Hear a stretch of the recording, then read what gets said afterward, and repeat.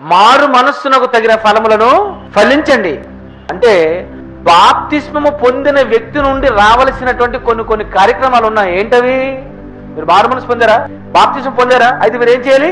మారు మనస్సుకు తగిన ఫలములు ఫలించండి. ఏ చెట్టుకి ఆకాయే, అంతేనా?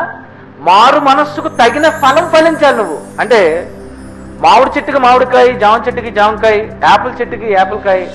ఏ చెట్టుకి ఆ కాయ కాయాలనుకునేటప్పుడు మరి రక్షణ పొందిన వారికి ఏం కాయలు కాయాలి? మీరేం కాయలు కాయాలి? జామ చెట్టు జామకాయ కాస్తుంది. మరి రక్షణ పొందిన మీరేం కాయలు కాయాలి? రక్షణ కాయలు. మీ రక్షణ చెట్టు మీది. పాపక్షమాపణ చెట్టు.